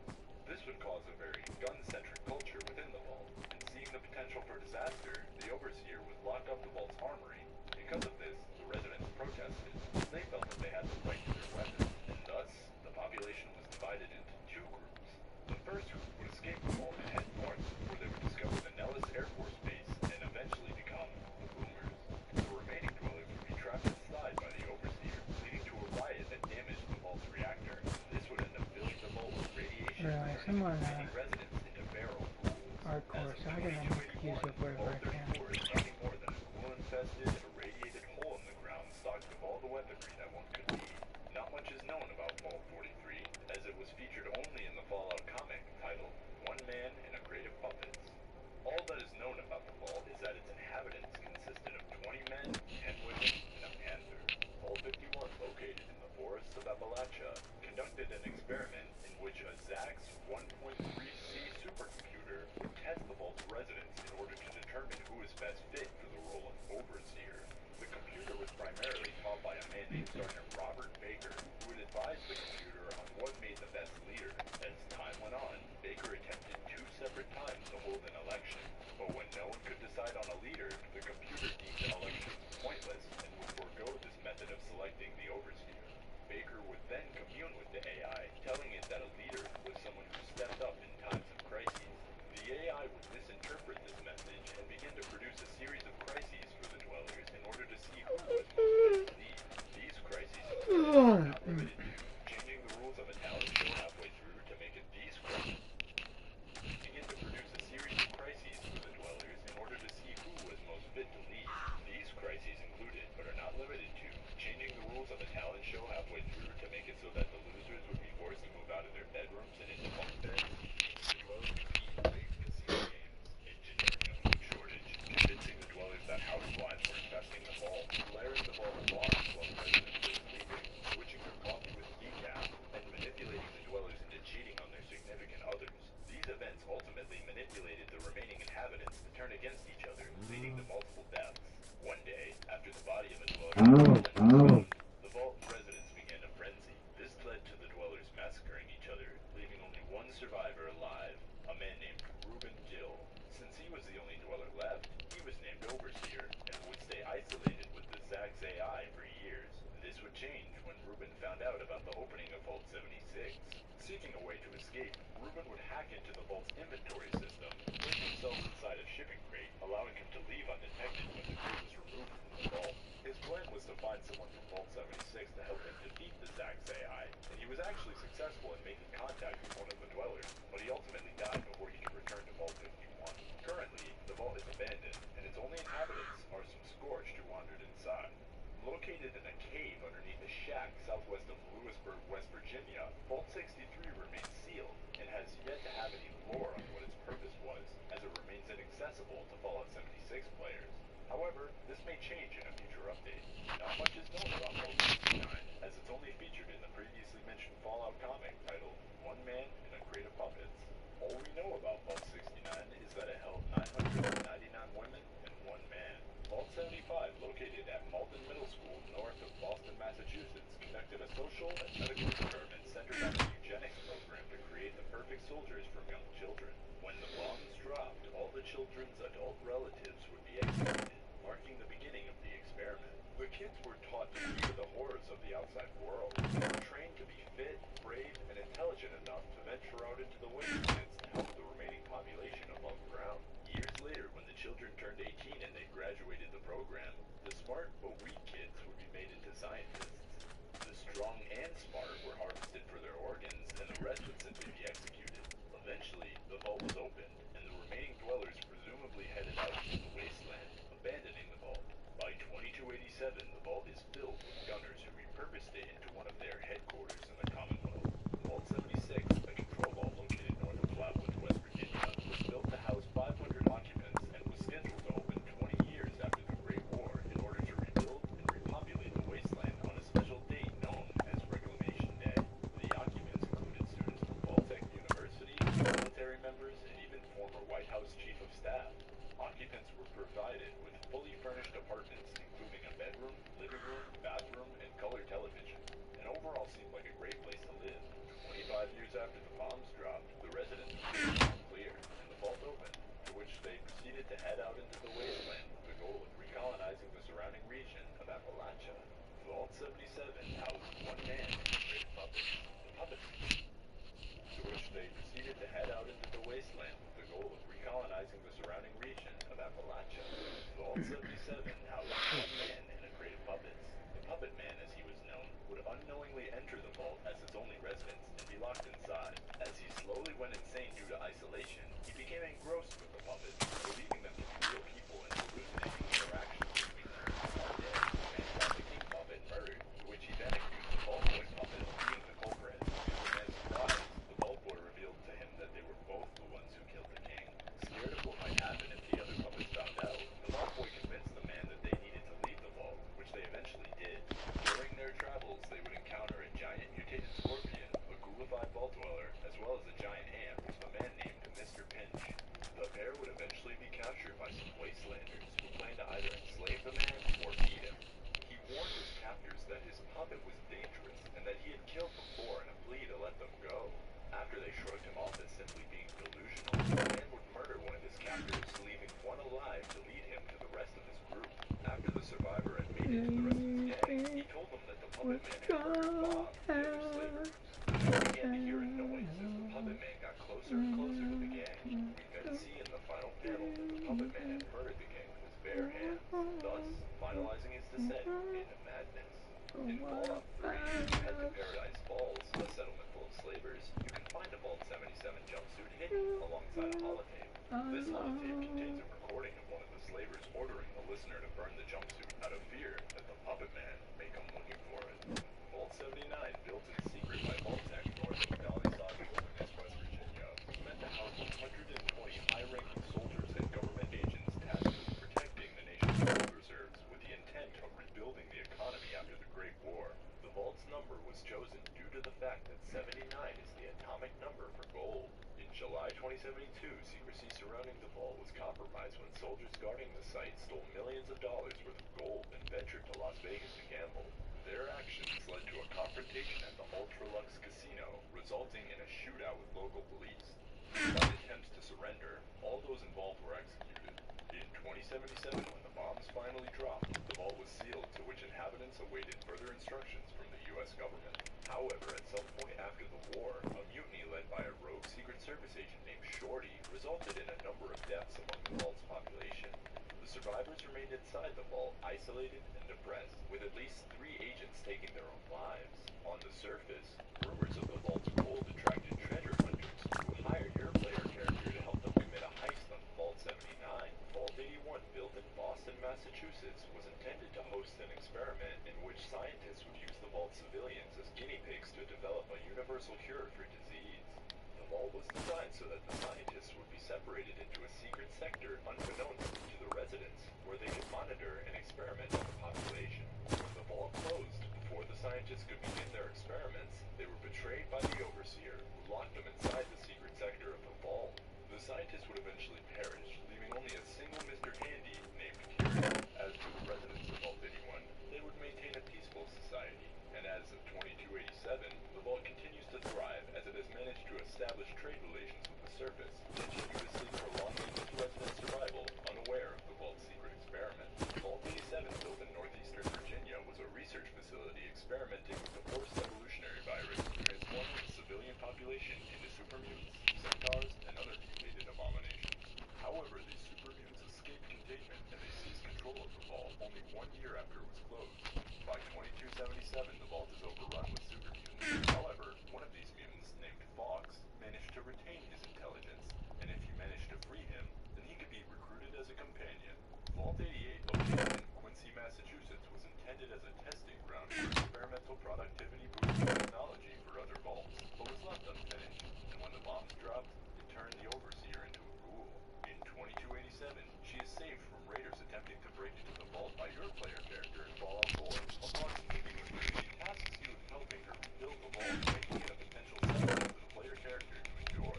Vault 92, located in Olney, Maryland, in the Capital Wasteland, was led by Overseer Richard Blumen and promised to preserve the musically talented of the U.S. population. However, the vault's true purpose was to conduct a medical experiment using white noise to implant combat suggestions within the minds of the residents. Despite initial success, the residents began exhibiting psychotic behavior, leading to multiple deaths. To make things worse, the vault structure was decaying, and water began leaking into the vault, causing flooding. As the insanity spread, one of the Vault-Tec employees, Professor Malius, pleaded with Rubin to end the experiment, to which the Overseer refused.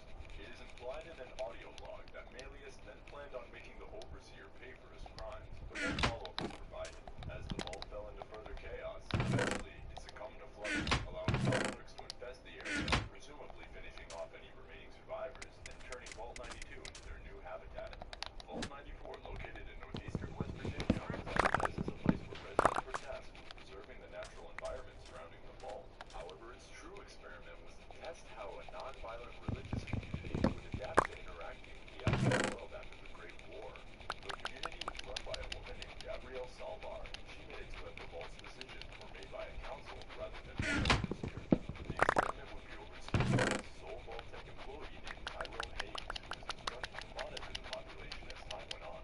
When the bombs fell, the community was driven to the vault by two separate buses. The first bus was able to get their passengers inside. However, the second bus was too late, and their members were locked outside the vault as the door was hardwired shut. After the vault door was sealed, the vault remained peaceful until Salvar convinced the community to open their doors back up on October 23, 2078, exactly 1 year after the Great War. The community would send multiple ambassadors into the wasteland until one would come across the town of Harper's Ferry. The ambassador would attempt to bring survivors back to his home by telling them that they had a farm outside of the vault that could feed the entire town. The mayor, a woman named Maria Collins, suspicious of the dwellers' claims, would send a group of townsfolk to investigate the vault. The group would be invited inside the vault, and they began to feel on edge about the community's inviting nature. They would eventually succumb to their paranoia and would massacre the vault council as well as any remaining survivors from the community. After their massacre concluded, they would find the vault's deck. Mistaking it for a mind control device, they began to open fire on it. This resulted in a level 6 nuclear explosion which would cause the radiation in the area to surge. This led to the organisms within the affected area to mutate, as well as a thick fog to pour from the vault's entrance, which would rapidly intensify the area's swampy environment. This event would then transform the surrounding area into what we now know as the Mire. Vault 95, located southeast of Natick, Massachusetts, was an experiment which had chem addicts undergoing experimental rehabilitation for their addictions. After the bombs dropped, the program would go on for several years and would prove successful in getting the dwellers to kick their addictions. This was until a Vault-Tec agent masquerading as a fellow resident opened a stash of drugs hidden within the vault while the population slept. The next morning, when the supply was discovered by the residents, chaos ensued, leading to violence among the dwellers, as well as some to succumb to their urges, while others maintained their commitment to sobriety. It is not known what happened to the residents following this instance, as by the year 2287, the vault was completely occupied by gunners, who repurposed the vault into a stronghold for them to operate out of. Vault 96, located south of Spruce Knob Campground, West Virginia, was advertised as a vault designed to monitor the damage done to the local fauna after the bombs dropped. However, once it was sealed, the scientists within were shocked to discover that the vault's true purpose was to conduct unethical experiments on mutated animals cryogenically frozen inside the vault in order to find a way to counteract their mutations. They were forced to maintain a weekly quota of data by the vault's mainframe that, if not met, would result in their demise. The vault's planned duration was set for a minimum of 250 weeks, after which the residents would be exterminated, apart from the Overseer, who would be permitted to leave. The scientists would conduct these experiments on their diverse supply of cryogenically frozen animals, including a mysterious entity known as X001. By week 146, one of the scientists failed to meet their quota due to a lack of access to specimen X001, leading to her demise at the hands of the mainframe. Blaming the Overseer, a man named Eric, the team confronted him, only to discover that he was orchestrating an escape escape plan, which involved infecting the mainframe with a virus in order for them to flee. Although the plan initially succeeded, the mainframe activated superseding protocol Omega, causing the residents' deaths. Despite this, the virus successfully shut down the mainframe, leaving the vault open, prompting animals to escape and triggering the emergency management system to call for assistance. In the year 2104, the vault was taken over by a scientist named Edgar Blackburn, who used its research equipment to attempt to create an improved strand of FEV in order to help humanity adapt to the wasteland. He would do this by hiring a group of mercenaries known as the Hellcat Company in order to guard Vault 96 and abduct unsuspecting dwellers for him to experiment on. Vault 101, located west of Springvale, Virginia, held a social experiment which studied the role of the Overseer in a vault that was never intended to open. After the Great War, the residents remained isolated as the Overseer fabricated an illusion of the outside world being uninhabitable, fostering the belief that survival solely existed within the vault. This continued for years until one Overseer elected to break the cycle of isolationism and sent an expedition team out into the wasteland. When they returned, they would analyze samples taken from the wasteland that the team collected. This would lead to two team members, Lewis and Agnes Taylor, to be sent to Megaton for further exploration and contact between the two settlements. Eventually, Agnes would return to Vault 101 around 2258, and the Overseer would vanish after a failed expedition into the capital wasteland. Eventually, the Overseer named Alphonse Almodovar would seek to return to the ways of isolationism and seal the vault once more. Until one day, a man named James came to the vault seeking shelter, offering his services as a doctor in exchange for the safety of him and his infant child. The Overseer would let them in, and James would keep his child in the dark about their origins in the wasteland because of his agreement with Alphonse, convincing your player character that they were born in the vault. The Overseer would continue his regime of isolation, with only one woman managing to escape the vault. Eventually, in 2277, a rat roach infestation sparked chaos in Vault 101, enabling James to escape. This caused even further turmoil, leading to several deaths. After the Overseer orders the killing of multiple people, including the Lone Wanderer, you escape into the wasteland, fleeing from the Overseer's wrath. While your player character leaves to find your father, the Vault 101 Overseer increases security measures, causing division among the dwellers who realize the possibility of a life on the outside. As tensions rose, Amada, the Overseer's daughter, would send out a broadcast frequency seeking the return of the player to help resolve the situation, leaving the fate of Vault 101 in the hands of the Lone Wanderer. Vault 106, located southeast of Arefu, conducted an experiment in which the air filtration system was contaminated with psychoactive drugs 10 days after the vault door closed. This experiment was known by the Overseer and the vault staff, and they were each instructed to keep this a secret from the dwellers. As time went on, the effects of the drugs began to take their toll on the dwellers, as they began to show more and more signs of aggressive behavior, prompting the Overseer to order a lockdown. However, the deranged residents eventually overwhelmed vault security and brutally murdered them as well as the Overseer. Years later in Fallout 3, you can find the vault inhabited by insane survivors who have all descended into madness due to years of breathing in psychoactive drugs. As you explore the vault, your character actually begins to see hallucinations of characters from their past, such as Amada, the Tunnel Snakes, and your father. Vault 108, located north of Washington, D.C., had an abundance of problems. The vault was designed to house 475 people for only 38 years. The power supply was set to fail after 20 years, and the Overseer was set to die after only 3 years due to a rare type of cancer. The experiment also deliberately left standard positions vacant, as well as providing the residents with no entertainment needs. Basically, this vault sucked ass. However, in addition to these failures, the vault came equipped with a cloning lab. After the vault sealed, cloning experiments would be conducted which produced 53 clones of a man named Gary. Each cloned iteration of Gary exhibited hostility towards non-clones, escalating with each replication. Subsequent clones became increasingly violent, leading to them eventually purging the vault of its residents. By 2277, the vault is solely inhabited by clones who are only capable of saying one word: Gary, Gary, Gary, Gary. Vault 111, located in Sanctuary Hills, Massachusetts, was designed as a medical experiment studying the long-term effects of cryogenic stasis on an unsuspecting resident. Once the vault was sealed, its residents would be told to enter cryostasis pods that were masqueraded as decontamination chambers. Once the residents were frozen, the vault was said to remain sealed for at least 180 days. After 180 days passed, there was no all-clear signal, resulting in the Overseer's decision to maintain the vault's sealed status, despite witnesses' lies. Following this, a group led by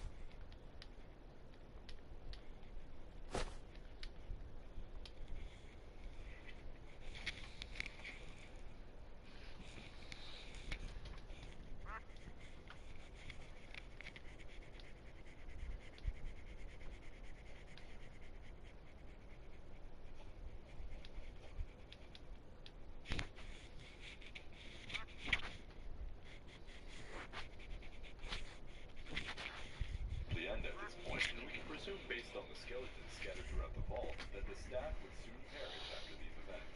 In 2227, the mysterious organization known as the Institute discovered the vault and found that one of the cryostasis pods inside housed an infant named Sean, whose DNA remained untainted by post-war radiation, perfect for their third-generation synths. Agent Conrad Kellogg and 2 scientists were dispatched to retrieve the infant. However, when they opened the pod to retrieve Sean, one of his parents resisted in their efforts, which led to their tragic murder at the hands of Kellogg. After 60 years, Sean's other parent, who had witnessed the kidnapping, would be mysteriously released from cryostasis, discovering all the other vault residents deceased due to a life support failure, making them and Sean the sole survivors of Vault 111. Vault 112, located southwest of Washington, D.C., was designed to house 85 people. The vault's unique experiment involved immersing occupants in perpetual virtual reality overseen by Dr. Stanislaus Braun, creator of the Garden of Eden creation kit. The vault housed a set of virtual reality pods which simulated a utopic suburb known as Tranquility.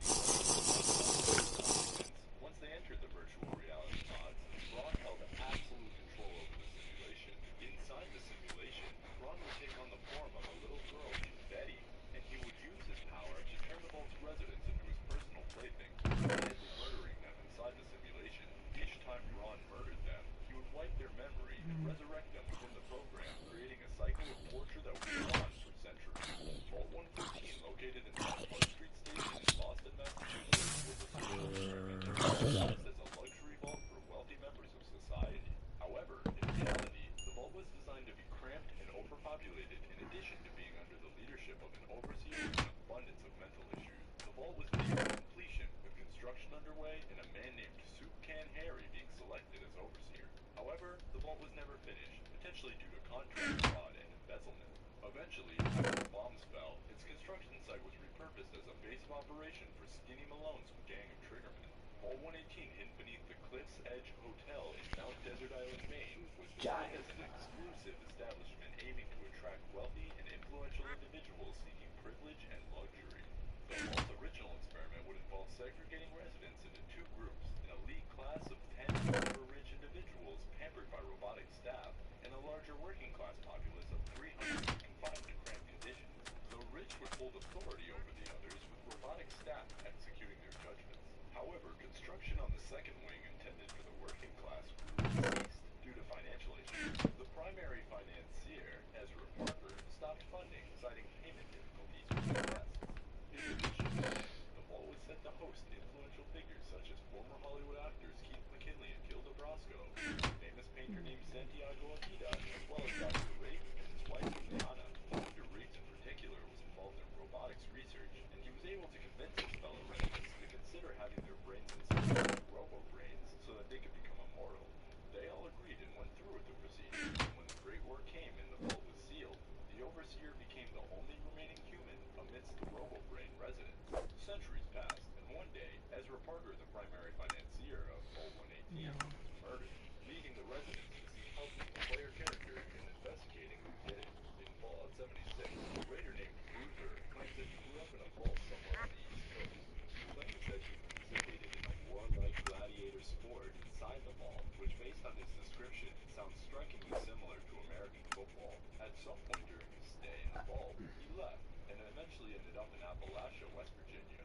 Nothing else is known about this vault, as Bruiser doesn't give us a number that we can assign to it, but hopefully it will be explored by the Fallout franchise in a new expansion or in a future Fallout title. Alright guys, that was everything in the Fallout canon. Before I sign off, I'd like to share some exciting news. I've launched a Patreon. If you enjoy my content, by the year 2054, the United States government was faced with the reality that atomic warfare was inevitable. Oil was becoming increasingly rare, the United Nations had collapsed 2 years prior, and a nuclear exchange had recently erupted in the Middle East, making it the first time atomic weapons were used on a civilian population in over a century. This would lead to a secretive group comprised of high-ranking government officials known as the Enclave to devise a plan to preserve themselves. And thus, Project Safe House was born.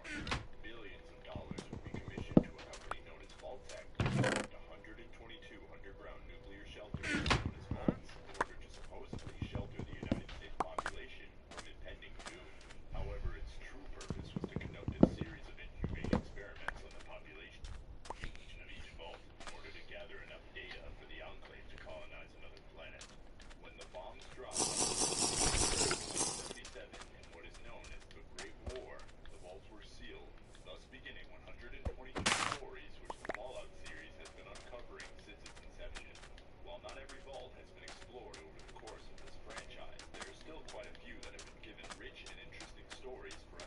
sufferer in our journeys throughout the wasteland. So without further ado, here is every vault. Before this video starts, here are some terms you may need to know to better understand the lore behind these vaults. If you already know these terms, then skip ahead to this time step. FEV, or Forced Evolutionary Virus, was an experiment engineered before the Great War by the U.S. government. It was designed to accelerate evolution in human subjects in order to make them more effective soldiers, but instead, it caused devastating mutations to those exposed to it, giving rise to creatures like super mutants and other mutated horrors like centaurs or night kin. In the Fallout universe, chems refer to drugs. They're everywhere in the post-war world, ranging from medical pills to homemade substances that often lead to addiction. Chems such as Mentat, Buffout, Med-X, and Jet are just some of the substances found throughout the wasteland. Like, Since short for comment, synthetic subscribe, I'll humanoids catch you in is the a next common video. term used to refer to the robotic I'm beings gonna created finish under this the tomorrow. inspection, Or known later as on the when I wake up. While Like, Generation comment, 1 and subscribe. 2 synths Peace are out. entirely mechanical by design, Thank you for resistance and watching. emerging artificial I'm intelligence, gonna go to the Generation woods, 3 synths are the nearly log. indistinguishable We're from gonna humans right down make to a their log cabin. DNA. Generation 3 synths in We're gonna have particular a are back frequently room. sent to abduct and replace residents of the Well, no, you know what? Commonwealth We'll in make the order for walls the big Institute enough to spy on the where we can residents of the sneak. wasteland. The Gek, or Garden of Eden Creation Kit, is a device Sneak a designed tunnel to that goes into restore the. a selected area destroyed by nuclear fallout to a habitable environment capable of growing food and purifying water. Bunker. Each vault Has was to be a issued tunnel 2 through Geks, the walls. so that when the population left But the you have to go vaults, to the they top could use it to create a floor. sustainable